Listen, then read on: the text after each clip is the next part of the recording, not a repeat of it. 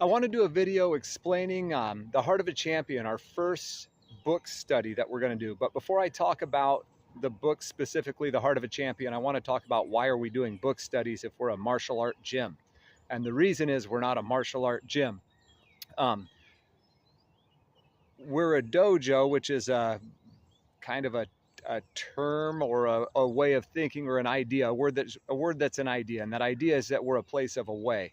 And the way that we do things at our gym is I think that we're all better off if we focus on training and developing our fighting spirit, and we use martial arts as the tool to develop our fighting spirit. If we have if we have a healthy and a strong fighting spirit, that is going to serve us as we filter and accept challenges, as we face fears, and then as we learn to grow from perceived victories and defeats.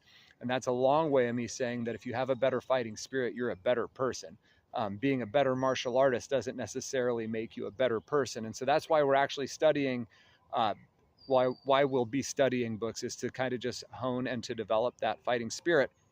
And that's also why we're going to start with The Heart of a Champion.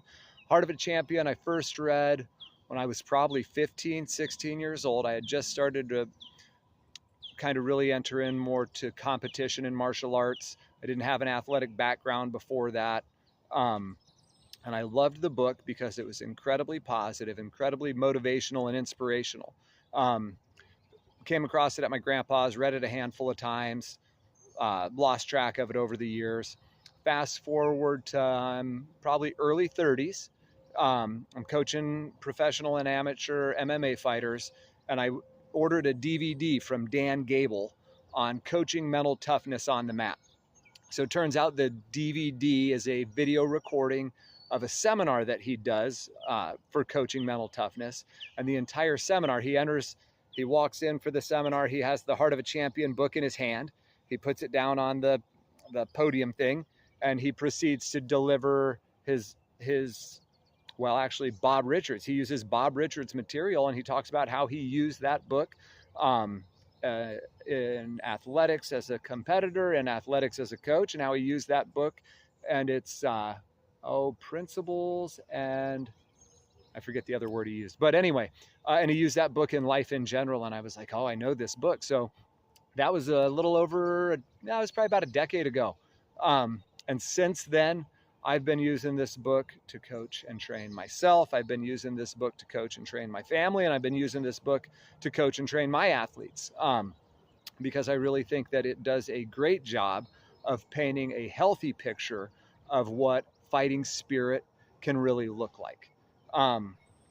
The book is a little different than a lot of the other book studies that we are going to do because it's in the track and field world from the 1950s. So it's super old, and it's a totally different world in terms of athletic pursuit.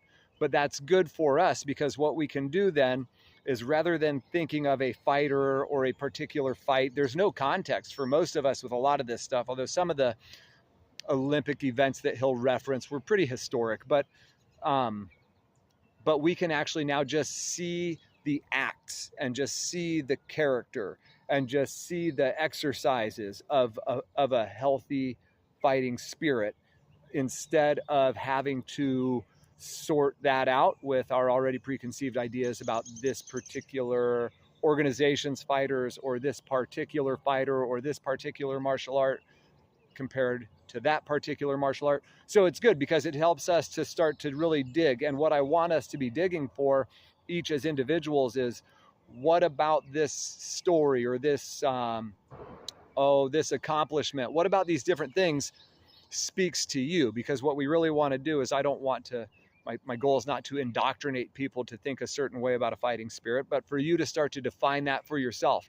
What does it look like to have a good way of accepting challenges? What does it look like to have what does it look like to face a certain fear? What does it look like to lose and to come back and to find victory after that?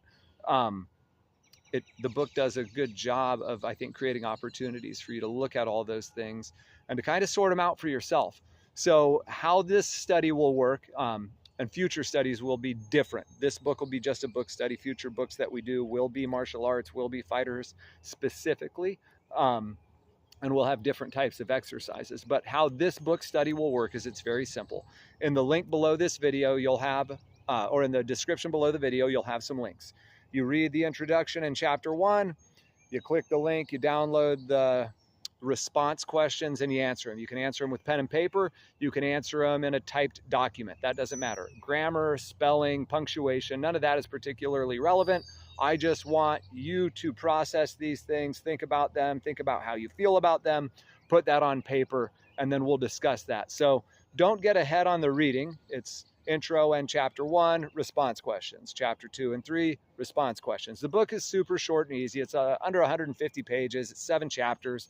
You can probably knock it all out in a couple hours, but I want you to spend time thinking and processing for the response questions. You will file your response questions into your book.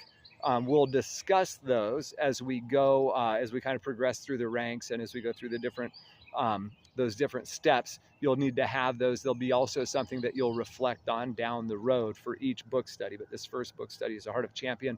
It's also, the last thing I want to stress is just the, I've already said it, but not specifically.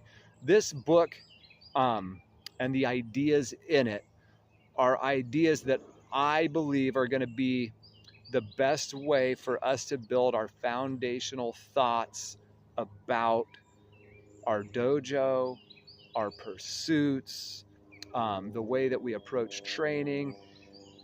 So I'm really excited. I've read this book, I don't even know how many times, but I've been using it, like I said, for years now as a coaching tool. And it's taken me a while to get to where we have these response questions that we have now. But I am as blessed in reading people's response questions as I was by reading the book over and over. It's awesome because people give me their own stories. So think of doing things like that. They'll tell me, yeah, it's awesome to think that I get to be a part of watching you develop and find your fighting spirit and watching it get healthier and stronger. So super excited for this study, super excited to get to read your response questions and just to hear your feedback on the book and to see how it affects you.